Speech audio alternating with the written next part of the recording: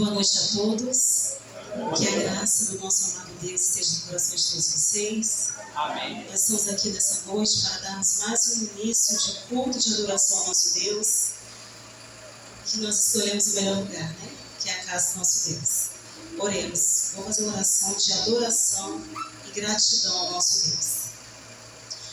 Querido Deus e amado Pai, graças te damos, ó Deus, porque as suas misericórdias se renova cada manhã. Nós somos gratos ao Senhor porque nós temos esse privilégio de nos achegarmos diante do Senhor nessa hora, Pai. Pai, tudo que formos fazer aqui, ó Deus, seja para engrandecer o Teu nome. Fica conosco, nos conduza em tudo, ó Pai, para que o Teu nome venha a ser exaltado e glorificado. Em nome de Jesus. Amém. Peço os amados que abram suas Bíblias em Salmos 95.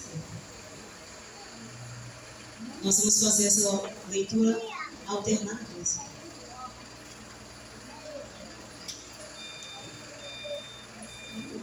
Salmos 95.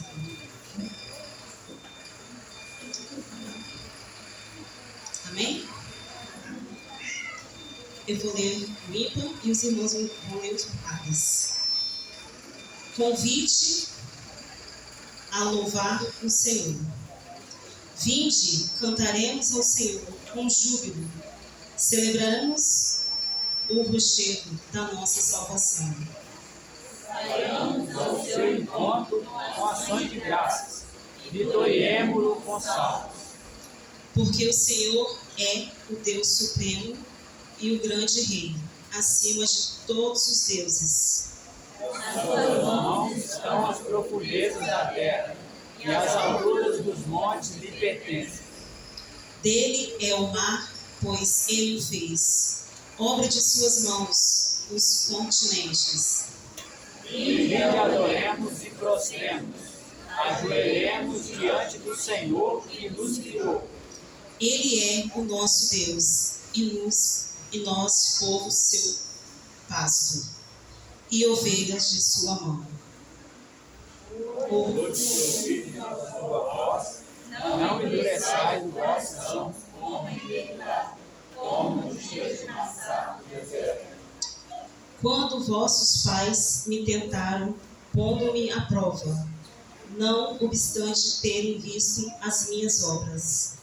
Durante 40 anos estive desgostado com essa geração e disse: é povo de coração transviado, não conhece os meus caminhos. Por isso jurei na minha ira, não entrarão no meu descanso. Que possamos ter um coração quebrantado diante do nosso Deus, né?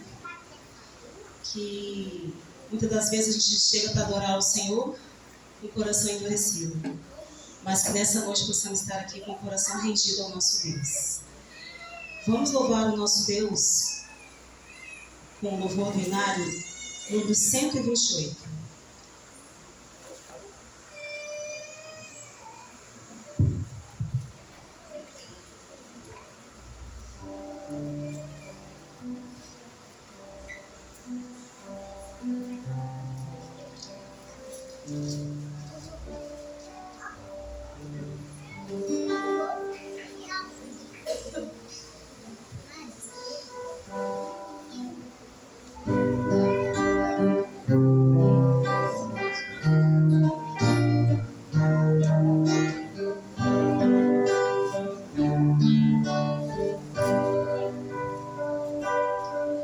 Preciosas são as horas na presença de Jesus, comunhão deliciosa da minha alma com a luz. Os cuidados deste mundo não me podem abalar, pois é Ele o meu abrigo quando o pecado chegar.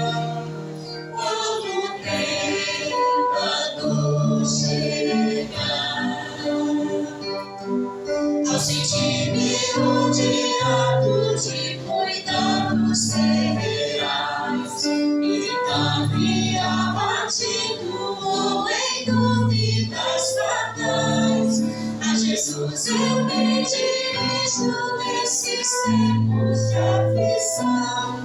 As palavras que Ele fala trazem paz, consolação. Trazem paz, consolação. Se confesso meus temores, toda minha imperfeição, Ele escuta com paciência essa triste confissão. Com ternura repreende meu pecado e todo mal. É Jesus o meu amigo, o melhor e o mais leal. O melhor e o mais leal. Se quereis saber quando será divina comunhão, podereis muito bem provar e tereis compensação. Procurai estar sozinho em conversa com Jesus. Provareis na vossa vida que o poder que vem da cruz. O poder que vem da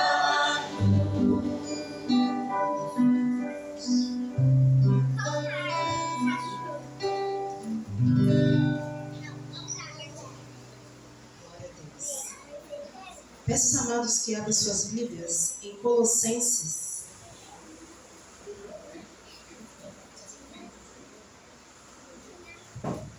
Colossenses 1. Nós vamos ler do 13 ao 23. Peço aos amados que aqueles que puderem se coloquem de pé.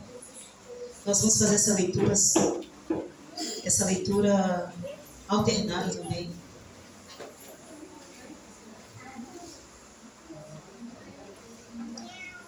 Colossenses 1, a partir do versículo 13.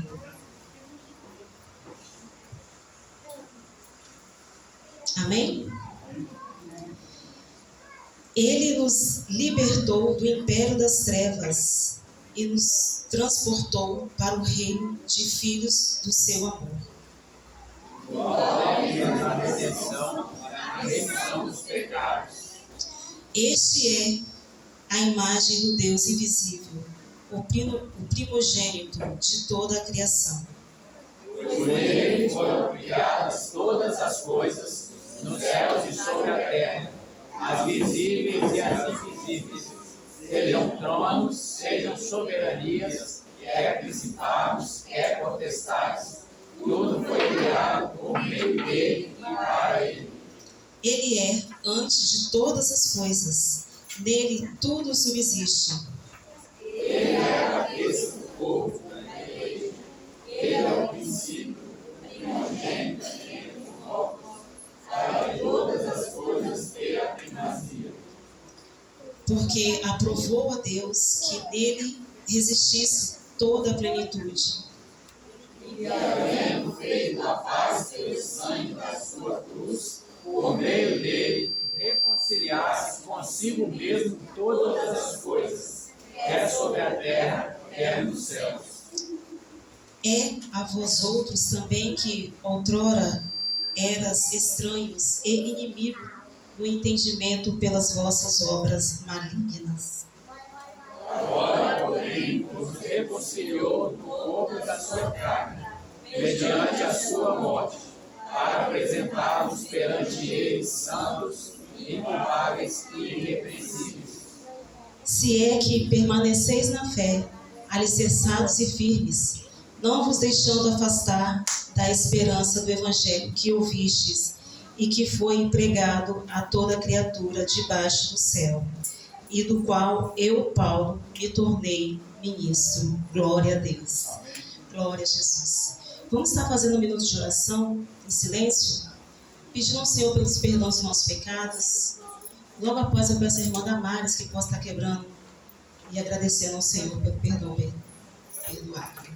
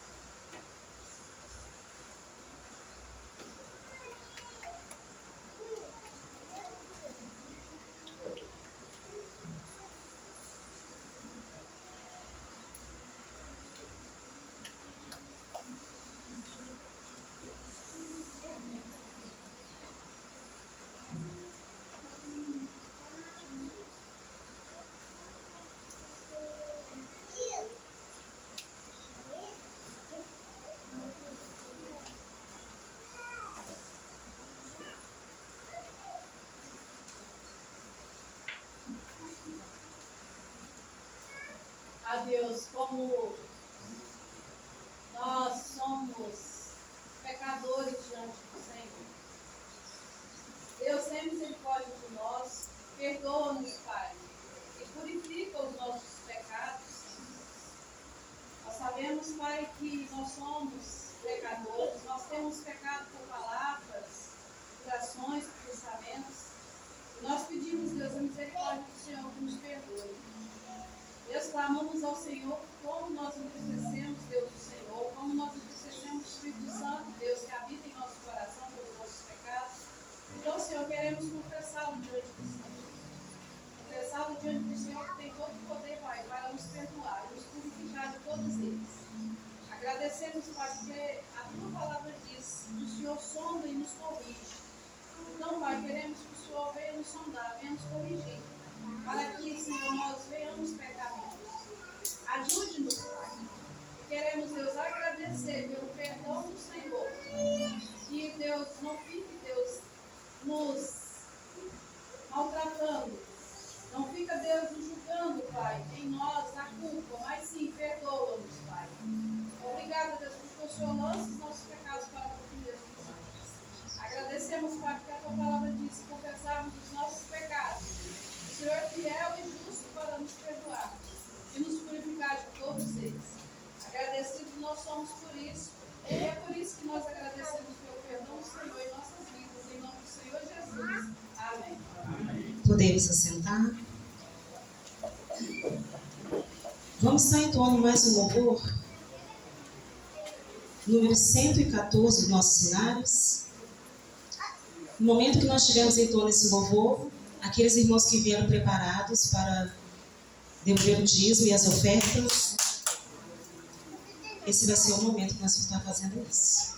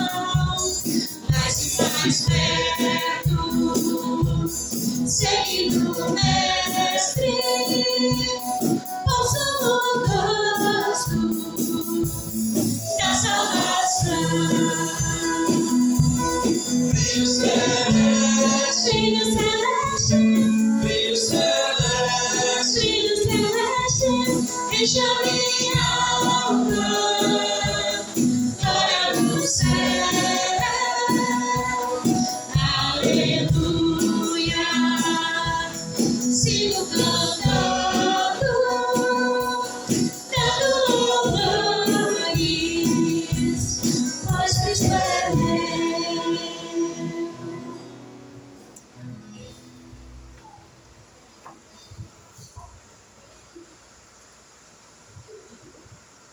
Peço o diácono José Antônio que possa estar agradecendo a Jesus em fé.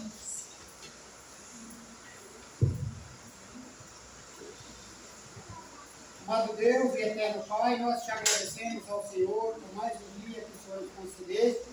Agradecemos ao Senhor por cada uma família aqui nesta noite, cada lar aqui representado, Pai. Que esteja, Deus, abençoando essas pessoas que aqui se encontram conosco nesta noite, ó Pai. Eu não sei o motivo a qual eles estão aqui, mas se eles aqui estão, é que foi assim a vontade do Senhor nesta noite.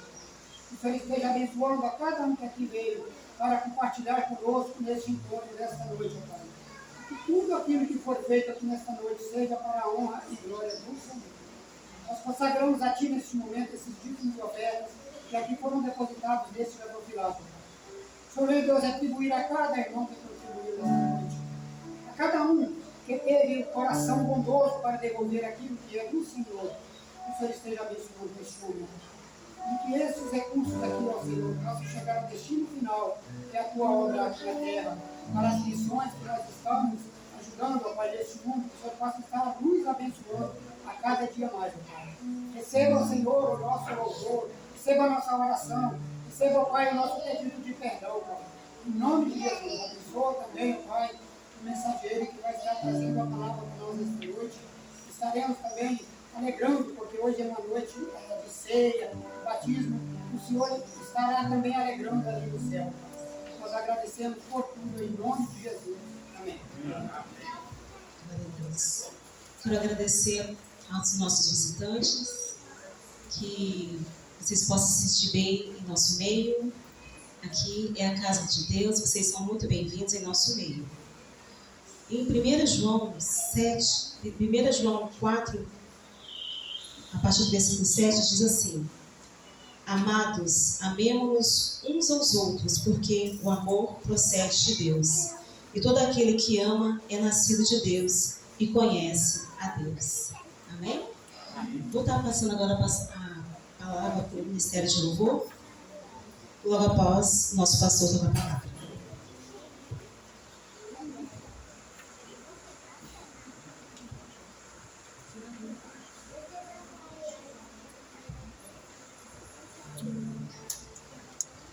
Boa noite, igreja. Boa noite. Com muita alegria, nos reunimos mais uma noite aqui para louvar esse Deus que merece toda a honra, todo louvor, toda adoração, no fundo dos nossos corações. Nossos corações são falhos, são pecadores, mas mesmo assim, Deus, Ele quer ouvir da sua boca, do seu coração, da sua mente, quanto que você quer adorá-lo, quanto que você quer estar próximo dele. E eu convido você que pudesse colocar em pé neste momento para juntos adorarmos esse Deus maravilhoso, esse Deus que nos criou, esse Deus que quer ouvir da nossa própria boca o nosso pedido de perdão, e quer ouvir de nossa própria boca o louvor a Ele.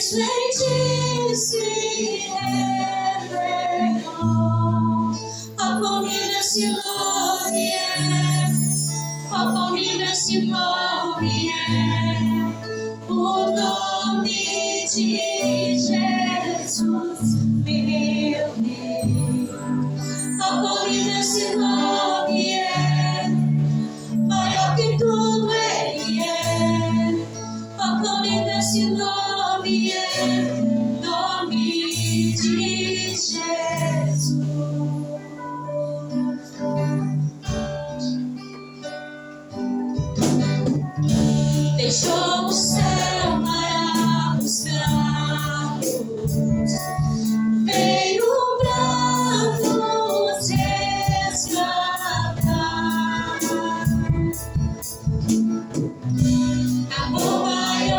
que o meu pecado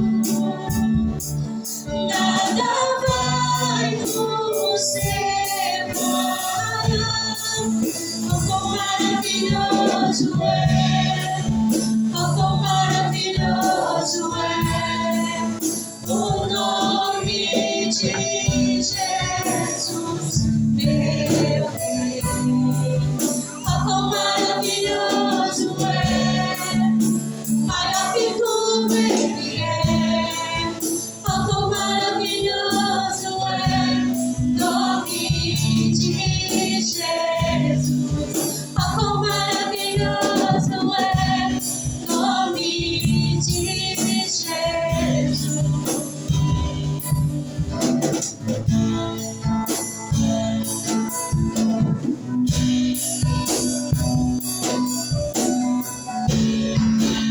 A morte vencestes, o véu tu rompestes, a tumba vazia agora está. O céu te adora, proclama a tua glória, pois ressuscitaste, vivo estás. És invencível, inigualável, hoje pra sempre reinarás.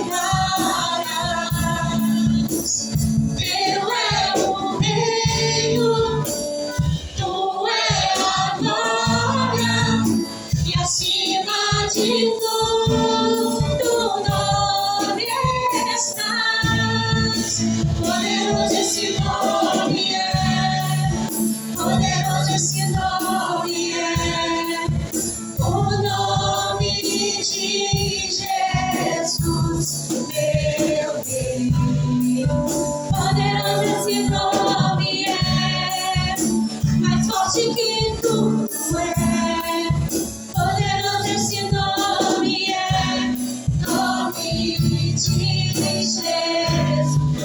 Poderoso esse nome é, nome de Jesus. Poderoso esse nome é, nome de Jesus.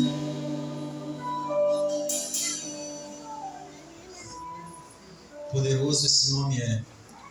Esse nome é poderoso para te livrar da sua depressão.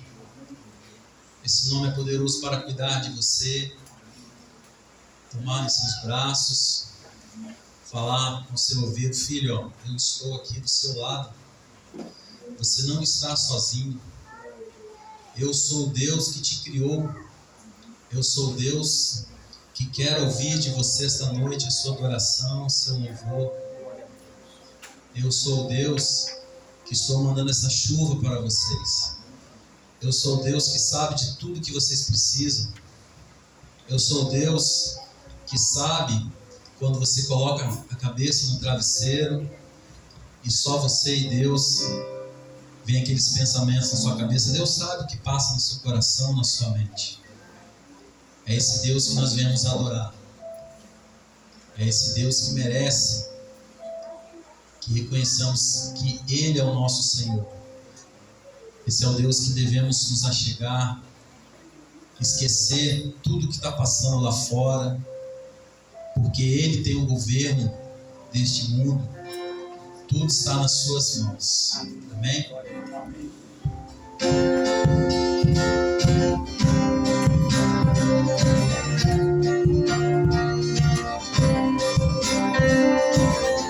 Aqui diante de ti, eu tenho tanto pra te agradecer. Graças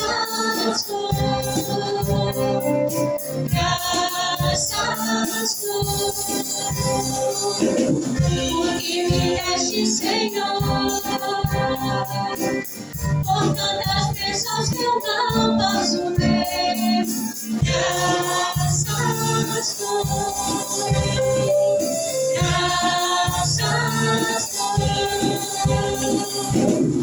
meu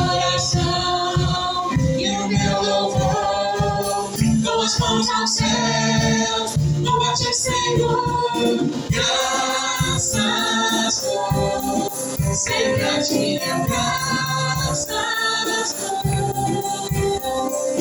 graças dou, sempre a ti eu graças dou, graças dou.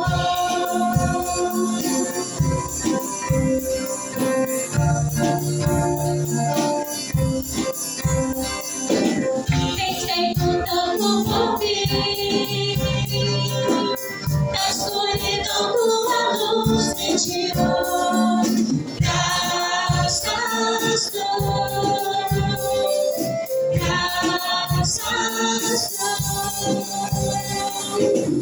por teu amor e perdão, por meus pecados levados na cruz, graças dou, graças dou, com meu coração e o meu louvor, com as mãos aos céus, louva-te, Senhor, graças dou, sempre a ti eu graças dou, graças dou, sempre a ti eu graças dou, graças dou.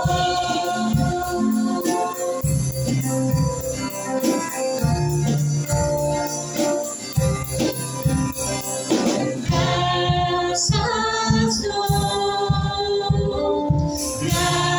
graças dou, com meu coração e o meu louvor, com as mãos aos céus, louva-te, Senhor, graças dou, sempre a ti eu graças dou, graças dou, sempre a ti eu graças dou, graças dou, sempre a ti eu graças dou, graças dou, sempre a ti eu graças dou, graças dou.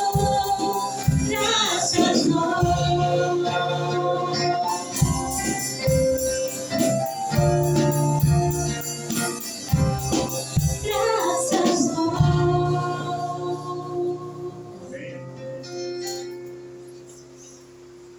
Amém. Vamos dar continuidade, louvando nosso Deus. O nome desse próximo cântico é Ajuntamento. Nós estamos aqui esta noite, todos juntos, com o único intuito de louvar a Deus e ouvir a pregação dele nos nossos corações. Amém?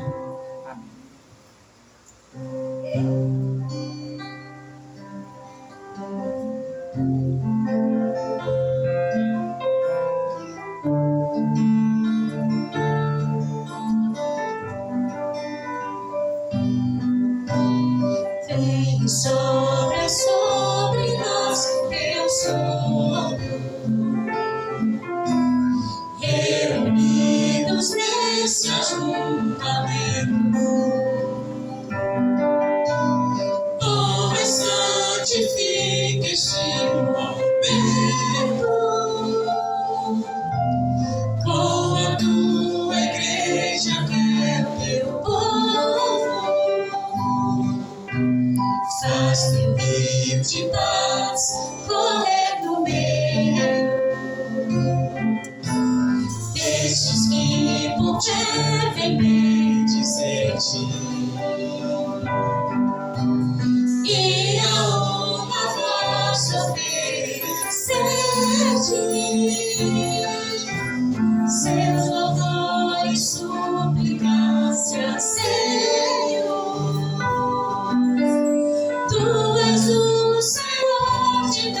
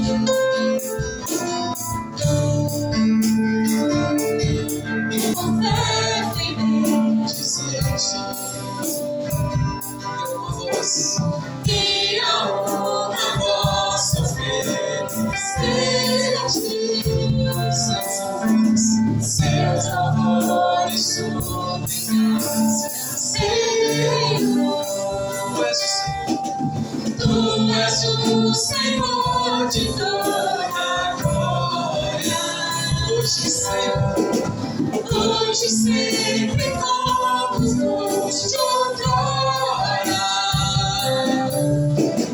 No correr da história, revelamos teu amor. Deus bendito, Rei e Salvador. Tu és o Senhor de toda glória.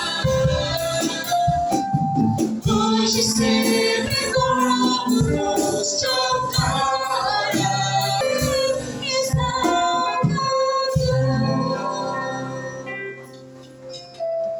Oremos. Senhor Deus, confiamos em Ti, porque o Senhor sempre esteve no governo deste mundo. O Senhor sempre, na história deste planeta, o Senhor tem governado de acordo com a Tua vontade, de acordo com o Teu querer. Nada, Senhor, saiu do Teu controle, nada saiu das Tuas mãos. Nada, Senhor, nada. Te pedimos, Senhor, que receba a nossa adoração, o nosso louvor. E te pedimos, Pai, que continue, Senhor, sempre, sempre, sempre, sendo esse Deus maravilhoso que governa, Senhor, nossas vidas, que governa, Senhor, a nossa história. Te pedimos, Senhor, que esteja, Pai, com suas mãos estendidas sobre a nossa igreja, no nosso bairro, no nosso planeta, no nosso Brasil, Senhor. Esteja, Senhor, no controle de tudo, Pai. Entregamos, Senhor, nossas vidas nas Tuas mãos. Fale, Senhor, através do Teu servo nesta noite. Que a mensagem, Senhor, possa vir ao nosso encontro. Venha, Senhor, nos ensinar, nos confrontar. Venha, Senhor, falar aos nossos corações, às nossas mentes, Pai. Esta oração que eu faço, te agradeço por tudo que o Senhor tem feito. Em nome de Jesus. Amém. Pastor,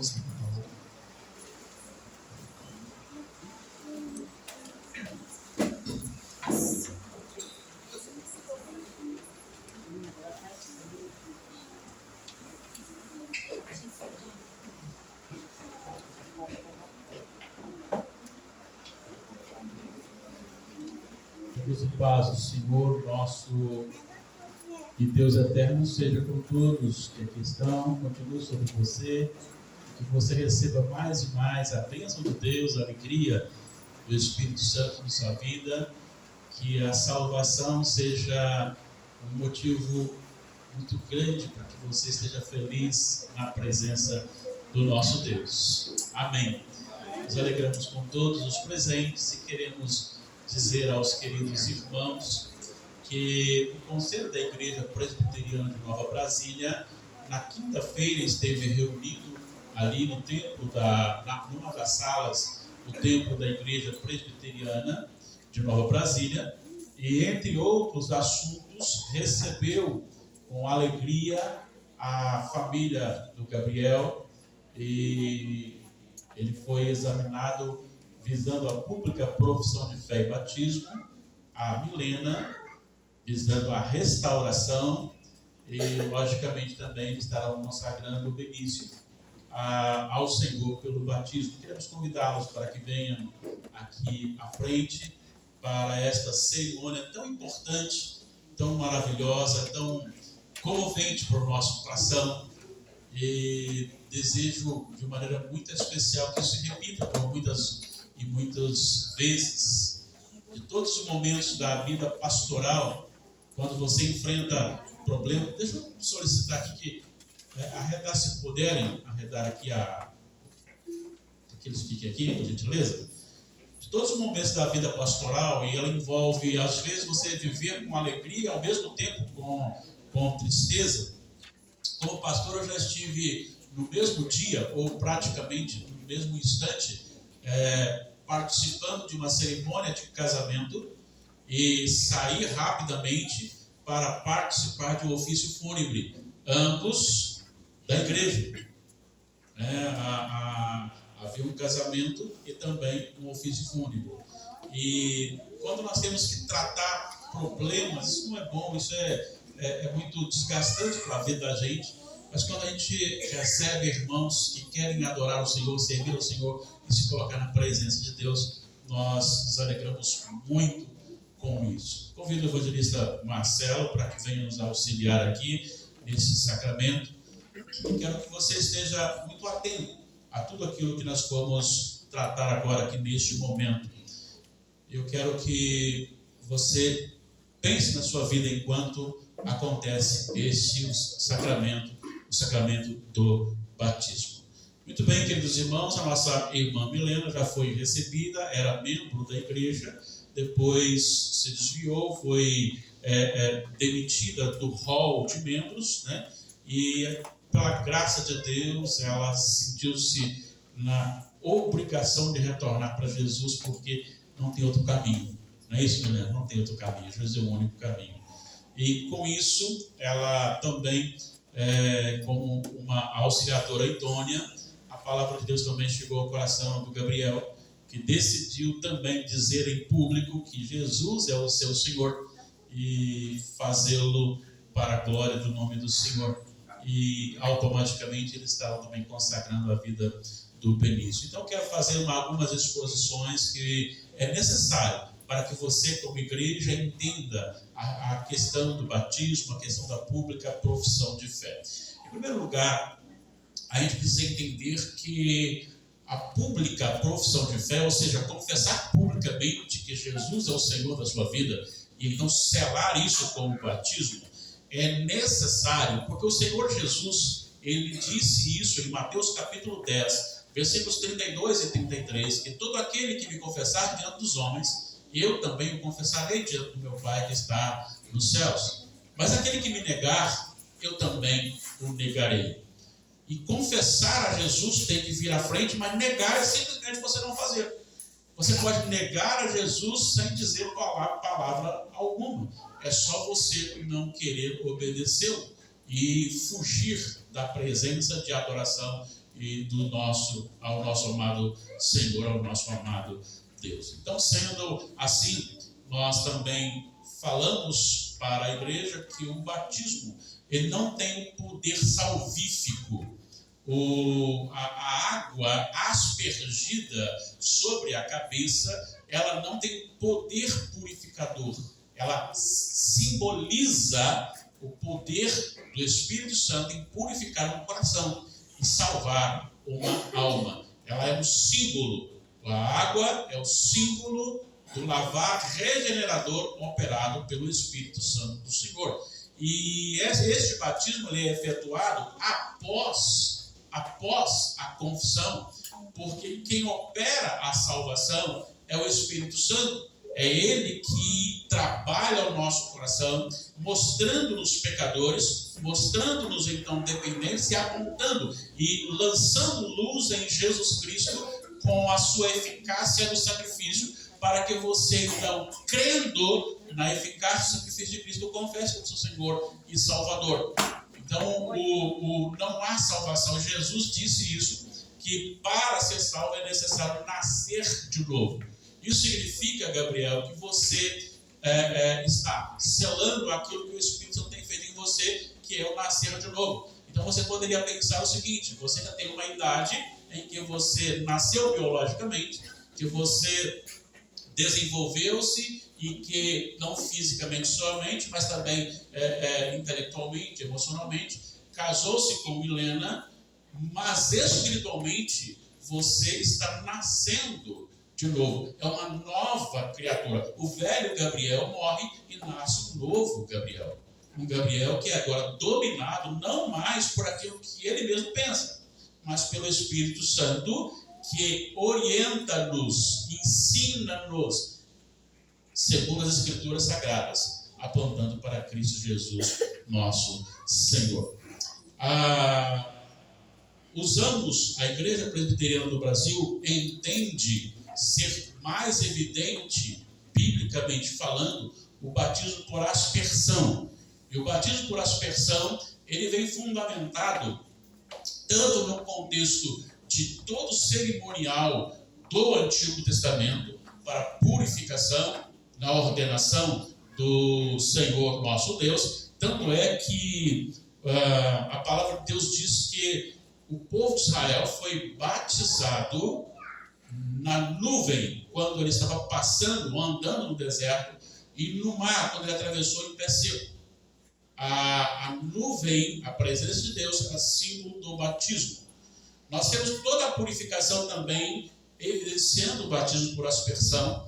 Nós temos também outro aspecto importante, que em Atos capítulo 2, no momento do batismo, foram batizados quase 3.000 pessoas, sendo apenas os apóstolos para fazer tudo isso. Então era muito improvável outro método, a não ser talvez nem fosse a aspersão de um por um, talvez fosse o isopo, que seria molhado em água e lançado sobre muitas pessoas para exemplificar a aspersão do Espírito Santo. O batismo com o Espírito Santo do Pentecostes também ele veio de cima por aspersão. E nós temos também a Septuaginta, que é o Antigo Testamento, que foi escrito originalmente em hebraico e partes em aramaico, que depois foi traduzido para o grego, e quando ele está traduzido para o grego, a palavra para mostrar o orvalho molhando a cabeça de Nabucodonosor, em Daniel capítulo 4, mostra que ele foi batizado com o orvalho.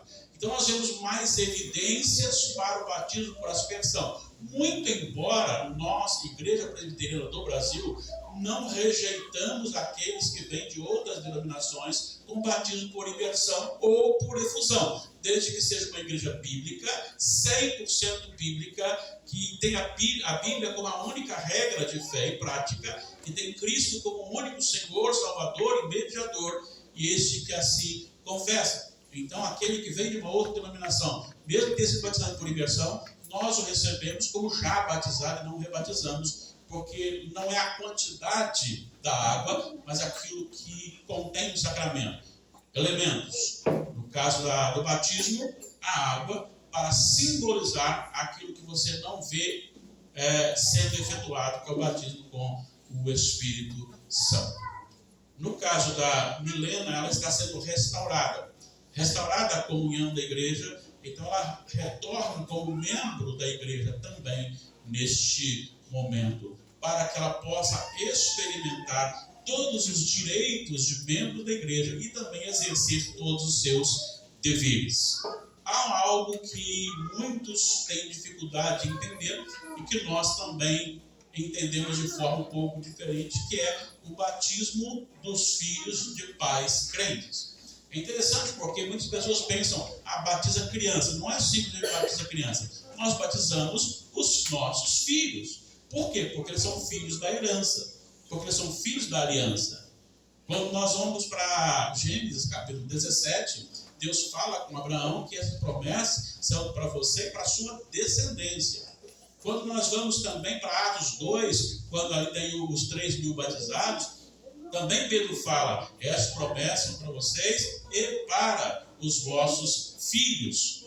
Também nós temos muitos batismos realizados pela família ou contando a família inteira. E ali certamente havia crianças. Aí você pode perguntar, mas não existe nada relatando que havia criança. Assim como também não há nenhum registro de filho de crente sendo batizado depois de adulto. Então isso leva a crer que todos eles foram consagrados dentro da aliança, na fé dos pais, como filhos da promessa. Para nós, presbiterianos do Brasil, os nossos filhos não serão a igreja amanhã. Já são a igreja de hoje, quando eles são recebidos e membros desta igreja. Então agora, neste momento, nós passamos a algumas perguntas para vocês. E quando for pergunta individual, então, eu me dirigirei a quem de direito. Queridos irmãos, pais, vocês reafirmam e confessam crer em Deus Pai, Todo-Poderoso, Criador, onipotente, onisciente, onipresente, santo, santo, santo, único, que deve ser glorificado em todo o tempo e colocado acima de todas as coisas da nossa vida, sim? Vocês confessam crer em Jesus Cristo como a segunda pessoa da Trindade, o Deus encarnado, que passou por todas as circunstâncias de sofrimento, de pecado, de tentação, mas não pecou, e que morreu na cruz, e que o seu sacrifício foi muito mais do que simplesmente um sofrimento físico e emocional, mas que ele recebeu a ira de Deus para que vocês pudessem, e eu e todos aqueles que creem, ter a salvação em Cristo Jesus, sim.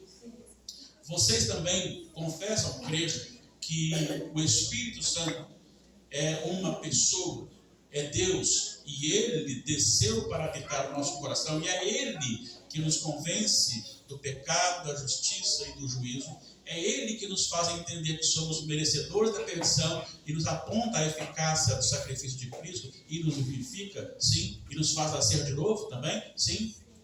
Vocês também creem nas Escrituras Sagradas como a única regra de fé e prática para a vida de vocês, sim. A partir do momento que vocês falam isso, estão dizendo que todas as experiências que vocês tiverem e experimentarem terão que estar contidas nas Escrituras Sagradas. Porque há muitas experiências que surgem e que não são reais e não são bíblicas, embora também aconteça no sobrenatural. Nós temos, por exemplo, quando Moisés chegou perante Faraó e ordenou que Arão jogasse a vara, e a vara transformou-se em uma serpente, logo em seguida também os magos de Faraó fizeram o mesmo.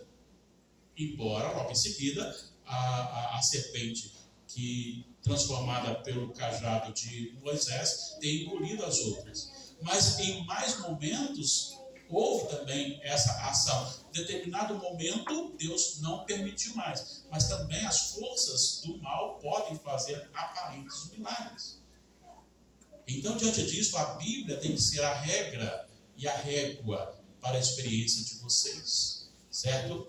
Mas vocês creem também na autoridade de homens designados por Deus, preparados por Deus, eleitos por Deus, e que eles administram a igreja no sentido de pastores ou presbíteros, e vocês prometem estar em submissão a eles enquanto, preste atenção nisso, enquanto eles estiverem submissos às Escrituras Sagradas, sim.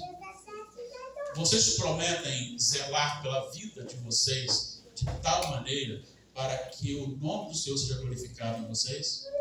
Vocês se reconhecem pecadores e não merecedores da salvação?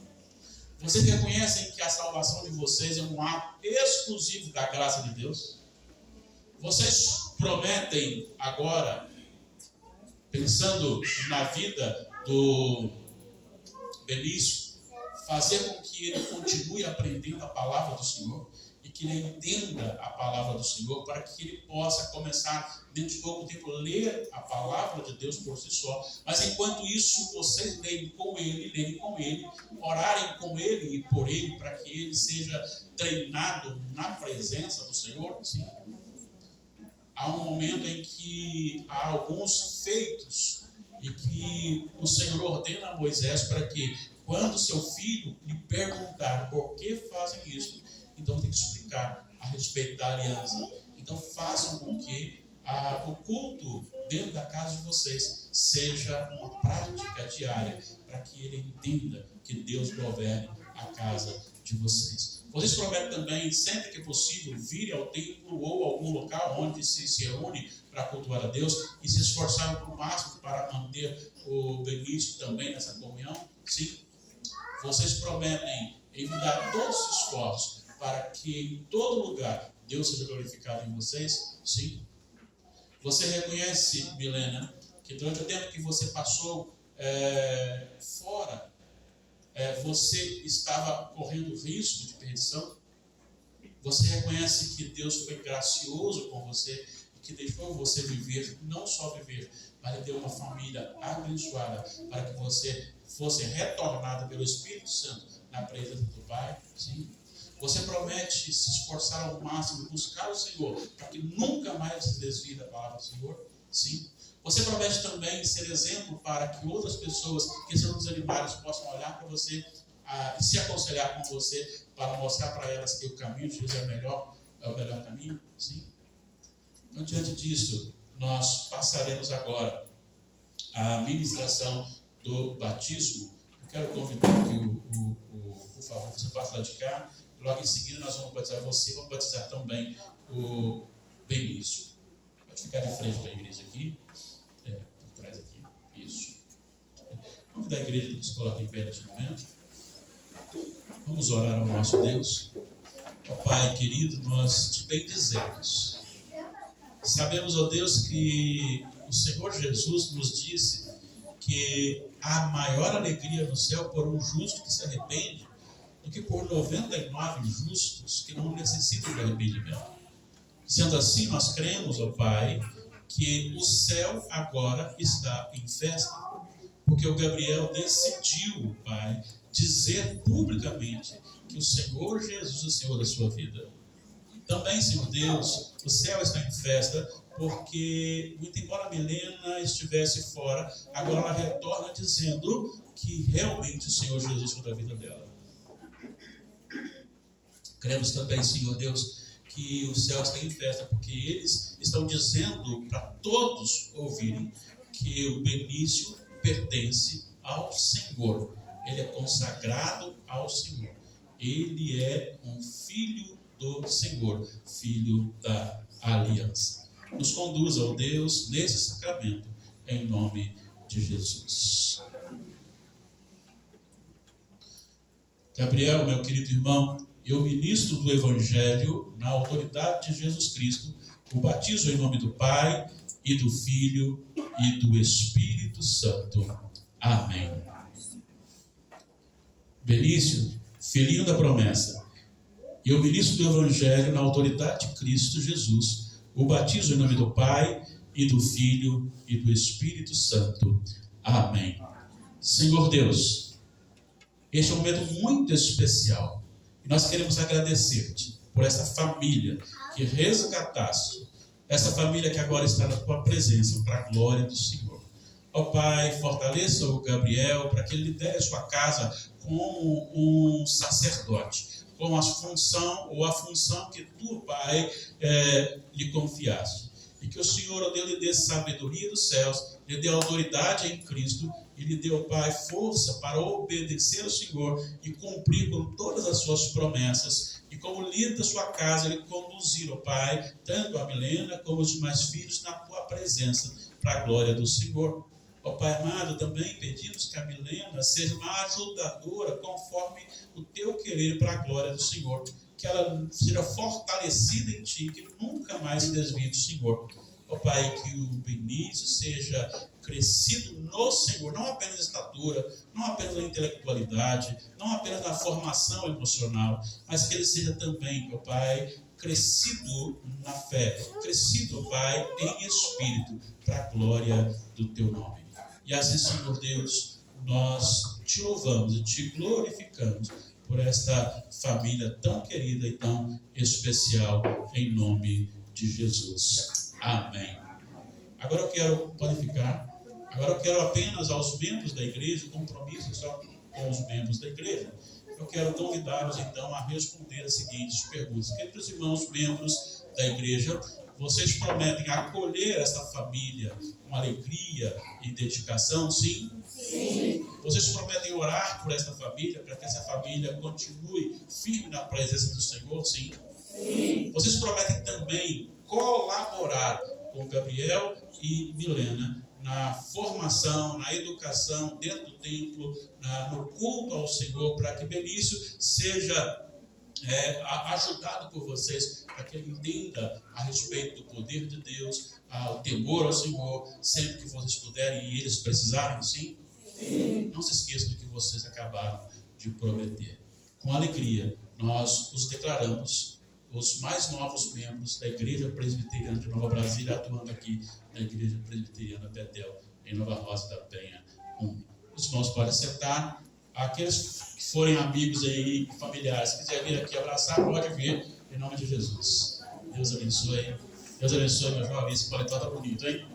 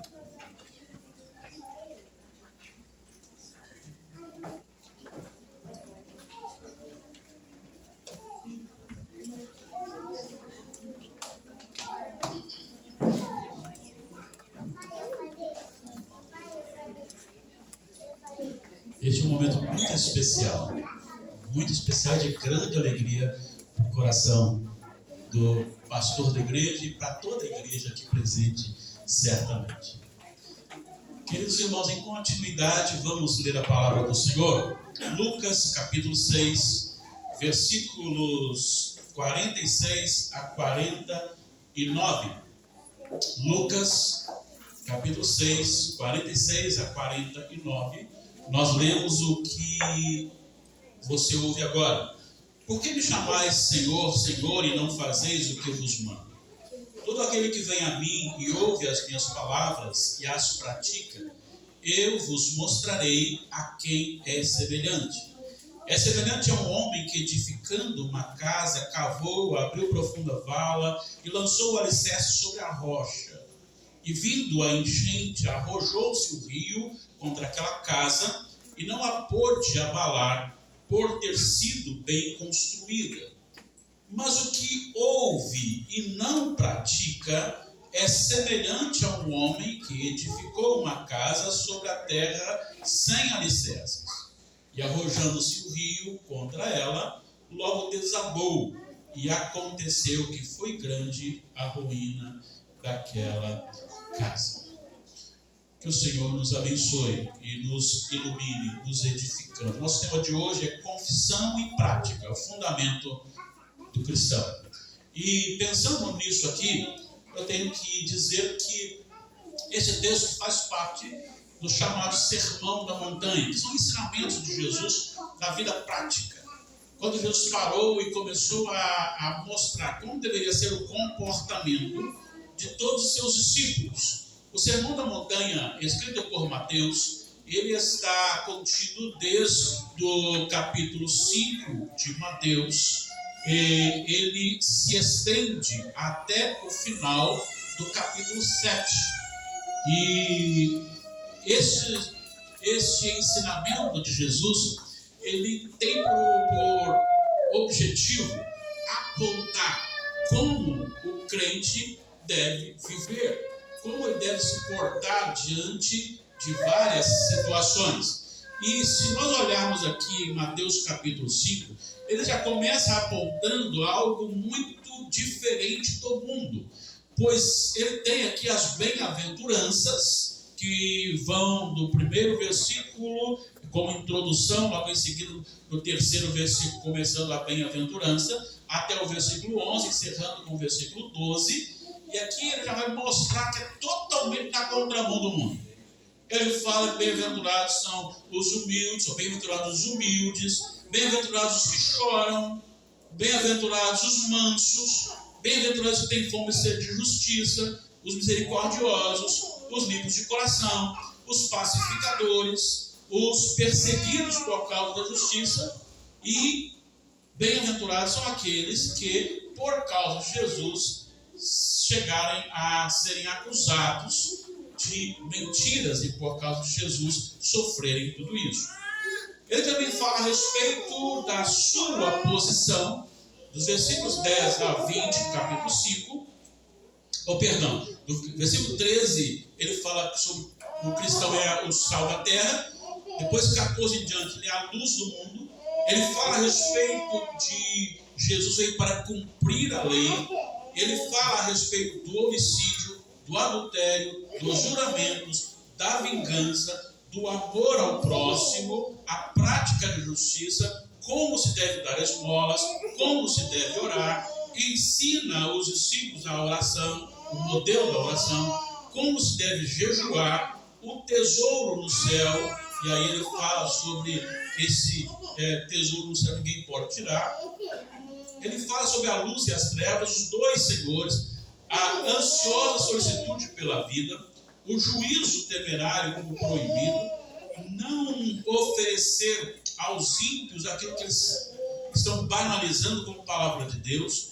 Ele ordena a oração, ele aponta para as duas estradas, abre os olhos sobre os falsos profetas e encerra com os dois fundamentos, que é o texto que nós lemos em Lucas. O que ele está tratando agora em Lucas é justamente essa questão, a coerência entre a confissão e a prática. É interessante porque é Jesus que está dizendo isso. É Jesus que está chamando a atenção. E dentro do seu contexto maior, contexto anterior, por exemplo, 43 a 49, a 45, ele fala a respeito das árvores e seus frutos. Então ele está dizendo que você conhece uma árvore pelo fruto que ela produz. Então, se você estiver em determinado local e achar uma laranja no chão, você logo pensará que ali deve ter por perto uma laranjeira. E assim por diante. Não adianta você falar assim, eu tenho aqui uma bela laranjeira, mas se ela não produz laranja, ela produz abacate. Então não é uma laranjeira, sim uma abacateira.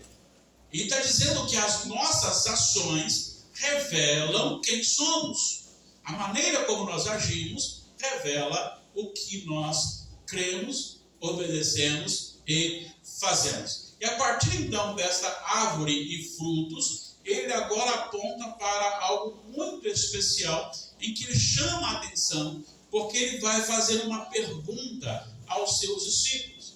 E se ele faz essa pergunta, ele não está fazendo essa pergunta por acaso. Ele está pensando numa possibilidade de um desvio. Ele está vendo que a prática daqueles que estão ao seu redor não estão coerentes com a sua confissão. Então ele faz a seguinte pergunta: por que me chamais Senhor, Senhor, e não fazeis o que vos mando? Isso é muito comum acontecer entre nós. Isso é muito comum acontecer hoje com a igreja evangélica brasileira, em que, em nome de uma espiritualidade, vive em desobediência à palavra de Deus, vive em desobediência aos mandamentos de Deus. Nós sabemos que o mandamento de Deus se resume em duas partes, e o resumo dele é amar a Deus sobre todas as coisas.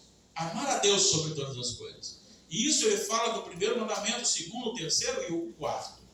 E depois ele diz amar ao próximo como a nós mesmos, que é o sexto, sétimo, oitavo, quinto, sexto, sétimo, oitavo, o nono e o décimo mandamento. Ele está chamando para uma responsabilidade em que o amor ao próximo, ele é um amor condicionado ou ele é um amor equivalente. Amar o próximo como a mim mesmo.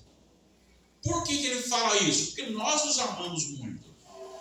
Eu, às vezes, brincando com algumas pessoas, eu digo que eu amo tanto o pastor da igreja, que eu amo o pastor da igreja mais do que a minha própria esposa, porque eu sou o pastor da igreja, e eu sei o quanto eu me amo, e às vezes até com perigos de egolatria, e a gente precisa combater isso. Por isso que ele está dizendo, se eu amar o próximo como eu amo a mim mesmo, então eu amarei o próximo muito, com intensidade. Mas a primeira parte é amar a Deus sobre todas as coisas. Isso significa amar a Deus sobre os outros, amar a Deus sobre as circunstâncias e amar a Deus sobre mim mesmo, sobre as minhas próprias vontades, quando as minhas vontades não estão de acordo com a vontade do Senhor. Então é muito comum as pessoas se tornarem religiosas e não levarem em consideração as ordenanças do Senhor Jesus. E quando então ele faz essa pergunta, por que vocês me chamam de Senhor e não me obedecem? Ele está chamando a atenção para uma incoerência de confissão e prática. E não é só Jesus, depois Tiago, que é o irmão de Jesus, ele também nos chama a atenção, não apenas nós, mas dos judeus e também nós, porque ele escreve as 12 tribos da dispersão. No primeiro capítulo de Tiago, versículo 22, ele diz assim: tornai-vos, pois, praticantes da palavra e não somente ouvintes, enganando-vos a vós mesmos. Então eu posso ser alguém que confessa Jesus como meu Senhor, mas na prática eu não me submeto aos seus mandamentos. E quando eu faço isso, Tiago diz que eu estou enganando os outros e a mim mesmo. E Jesus aponta para duas coisas importantes aqui, porque ele vai trabalhar aqui que aquele que ouve e obedece é semelhante a um construtor que resolve escavar bastante, construir a sua casa, fundamentando-a bem sobre a rocha. Ele vai cavando até chegar à rocha, e lá ele faz a base da sua casa, da sua construção, e essa construção, por estar fundamentada na rocha, ela suporta a adversidade, as tempestades. Mas ele fala também que aquele que não obedece, só fala que Jesus é o seu Senhor e não obedece, ele é comparado àquele que não cava para construir e que faz então a sua casa superficialmente, uma base superficial. E qualquer tempestade vindo sobre aquela casa a derruba, e ele fala que é grande a ruína daquela casa. O que ele está ensinando aqui então? Veja, ele está dizendo: todo aquele que vem a mim e ouve as minhas palavras e as pratica. Veja, vem a mim, ouve a minha palavra e a pratica. Três coisas importantes. Primeiro, a intimidade com Jesus, de estar na presença dele, de estar com ele, de buscá-lo, de querer a sua companhia. É muito comum, mesmo nós que não gostamos de quebrar as leis, é muito comum a gente, acelerando aí nas estradas, a gente exceder um pouco a velocidade permitida. E até mesmo se você não fizesse isso, talvez você sofreria acidente daqueles que vêm por de trás poderiam passar sobre você.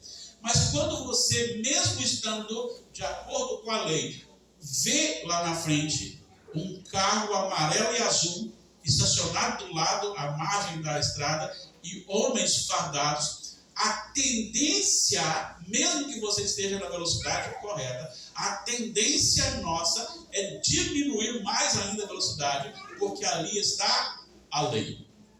É muito comum a gente estar dirigindo, e Damares me ouve falar muito disso.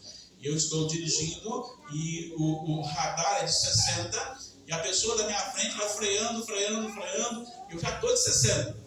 E ele está freando para passar de 40. Aí eu brinco com ele assim, não está me ouvindo, lógico, e digo assim: ô moço, é 60, não é 40 não. Porque a tendência nossa é, quando você tem a evidência do juiz, então, e da lei, você diminui para menos daquilo que é permitido. Então, a primeira coisa é saber que eu preciso estar na presença de Jesus. Ele está comigo o tempo todo. Ele está comigo. Então, tudo que eu vou pensar, falar e fazer, eu faço na presença de Jesus. Então, é muito comum a gente esconder do pastor, esconder dos oficiais da igreja, esconder dos irmãos da igreja. Quantas Algumas pessoas negam pecados e depois confessam os pecados. Então, por que ela está negando o pecado se aquele que vê todas as coisas viu o seu pecado? Então, o Senhor é Deus, e como Ele é Deus, Ele nos vê. Ele está sempre conosco. O salmista, no Salmo 139, ele diz: Senhor, tu me sondas e me conheces. Sabes quando me assento e quando me levanto. De longe penetras meus pensamentos e conheces todos os meus caminhos. A palavra me não chegou à língua e tu, Senhor, já conheces todas. Tu me segues por trás e por diante, e sobre mim pões a tua mão. Tal conhecimento é elevado demais para mim, não posso suportar. Para onde me ausentarei da tua face? De teu Espírito. Para onde fugirei da tua face? Se subo aos céus, lá estás. Se faço a minha cama mais profundo do abismo, lá estás também. Se tu vazas da alvorada e me detém nos confins dos mares, ainda lá me haverá de guiar a tua mão e a tua destra me susterá. Se eu digo as trevas com efeito me encobrirão e a luz ao redor de mim estará a noite, até as trevas não serão escuras. As trevas e a luz são a mesma coisa. Então não tem como você fugir. Deus está vendo você. Então você se aproxima de Jesus. Ele está. Eu fui a Jesus. Agora eu fui a Jesus não para viver simplesmente, mas para buscar nele. E quando então eu estou em Jesus para buscá-lo, eu agora não apenas me aproximo dele, mas eu ouço a palavra dele. Ouvir a palavra dele é conhecimento, é entendimento. Eu não vou conhecer as vontades do Senhor Jesus, os seus mandamentos, se o Espírito Santo não atuar no meu coração, através da leitura da palavra do Senhor. Por que eu estou dizendo isso? Porque nós temos hoje o texto bíblico que nos orienta sobre isso. Hebreus capítulo 1. Havendo Deus outrora falado muitas vezes de muitas maneiras aos pais e aos profetas, nesses últimos dias nos falou pelo Filho, a quem possui herdeiro de todas as coisas, pelo qual também fez o universo. Jesus é a própria palavra de Deus. João capítulo 1, versículos 1 e 2. Olha só o que o apóstolo escreve. A tradução verbo aqui é palavra. No princípio era o verbo, palavra. E a palavra, verbo, estava com Deus. E a palavra, verbo, era Deus. Ele estava no princípio com Deus. Está dizendo que Jesus Cristo é a própria palavra e Ele é o próprio Deus. Então Jesus é a palavra de Deus. Então eu vou até Jesus, eu vou ouvir a Jesus, eu vou conhecer a Jesus. Eu vou entender o que Jesus quer de mim, de que forma Ele quer que eu viva. E eu não vou aprender isso a não ser pelas Escrituras Sagradas, embasando não apenas memorizando ou buscando compreender os mandamentos do Senhor, mas buscando em Jesus como eu devo aplicar esses mandamentos na minha vida. Eu preciso conhecer o Senhor Jesus. E aí, eu sempre tenho citado aqui, isso enche o meu coração, em Colossenses capítulo 2, quando Paulo está falando aos de Laodiceia e também aos de Colossos, ele vai dizer assim: eu tenho orado muito por vocês, com agonia, para que o coração de vocês seja confortado e vinculado juntamente em amor, e eles tenham toda a riqueza da forte convicção, do entendimento, para compreenderem plenamente o mistério de Deus, Cristo, em quem todos os tesouros da sabedoria e do conhecimento estão ocultos. Então Jesus é a riqueza do conhecimento da glória de Deus. Jesus, ele revela a glória de Deus. E se você for para 2 Coríntios capítulo 4, versículo 6, você verá que o apóstolo Paulo diz que em Cristo, na sua face, Deus revela a sua glória. Se olhar para capítulo 4, versículo 4, você verá que ele é a imagem exata do próprio Pai, do próprio Deus. Então Jesus é a essência da nossa vida e precisamos conhecê-lo, ouvindo a sua palavra, ouvindo os seus ensinamentos, que começam desde Gênesis, vão até Apocalipse, sendo que no Antigo Testamento não era o nome Jesus, mas o Messias, o Cristo, o prometido, que foi prometido em Gênesis 3, versículo 15.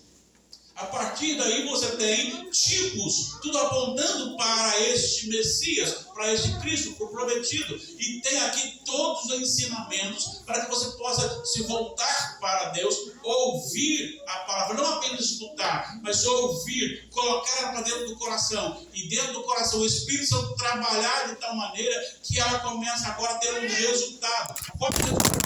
A prática